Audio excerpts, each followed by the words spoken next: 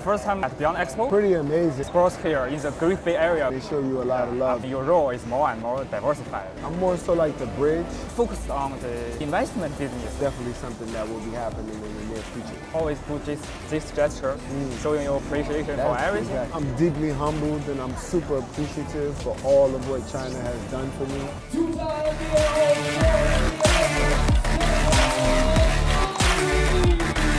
He is coaching these excellent entrepreneurs.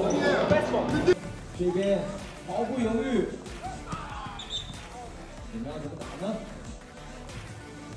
Seems like I'm the only nervous person in this relaxed crowd. 好嘞，朋友们。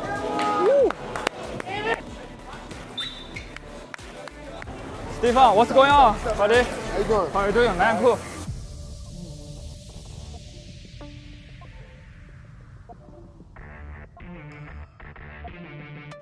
It's your first time at Beyond Expo? Yes, this is my first time.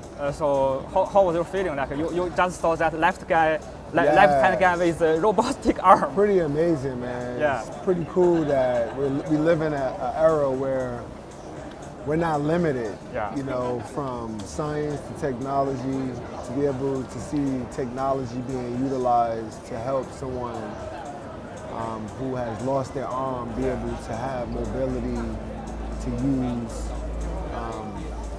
their hands, use their brain to tell the arm to do what it is that you want it to do from the brain. Is pretty powerful. It's pretty amazing. Yeah, just play like a normal guy. It's just like normal. Yeah.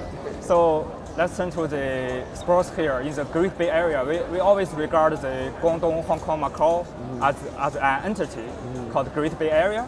So I mean, you last year you got Hong Kong residency, right? So you said Hong Kong is your third home. Yes. So how do you see the fan base, the sports atmosphere here? You know, the thing that I love about China is that all different parts. Basketball is huge, it's big, it's loved by so many different people.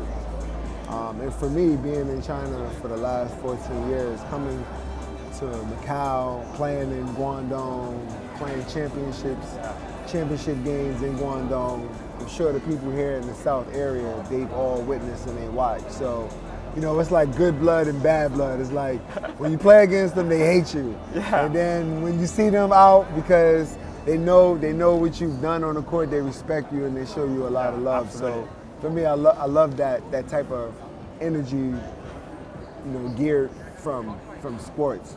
It's really positive. Yeah. I mean, Macau, the city is hosting more and more top-tier international events. I mean, the city seems like it's committed to transforming the traditional tourism industry to a more diversified economy. Yeah. Absolutely, including sports economy. So, I mean, you often attend some sports forums or related activities here. So, what's your observation?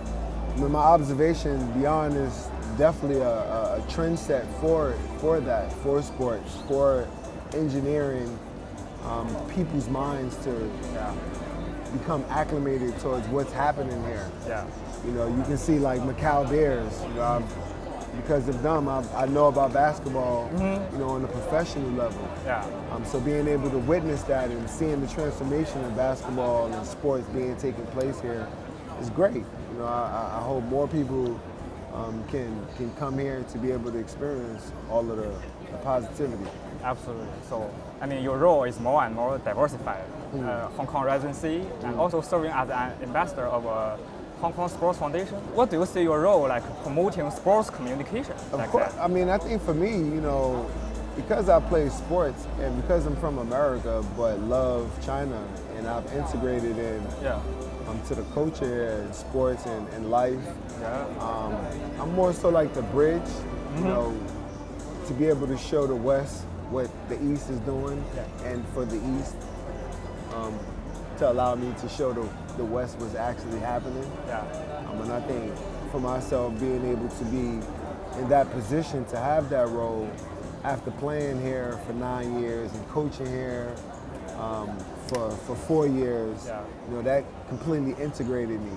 Absolutely. And me knowing the feeling and the cultural presence and how people here like to do things, how they observe things, how they like to receive things. So me being able to understand that I try to create the balance for that, and me knowing Certainly, that. Yeah. Okay, so besides focusing on the court, will you focus on, or have you ever focused on the investment business like other retired players? I mean, you have your own brand, right? Yeah, I do. I do have my own brand. Yeah. You know, I think my foundation now is set. Now that I got Hong Kong ID. Yeah. I think everyone knows that Hong Kong is definitely a hub for the financial world, basically. You know, for all over the planet. So I think now that I have my foundation, I have a nice base in Asia on the financial side. Investments into sports and technology and things that are happening here in Asia, that is definitely something that will be happening in the near future. I saw your video in New York. You said you always do this gesture, showing your appreciation for everything. Exactly, yes. Now you make a lot of contribution for Chinese sport. So really proud of you. You know, I'm deeply humbled and I'm super appreciative for all of what China has done for me.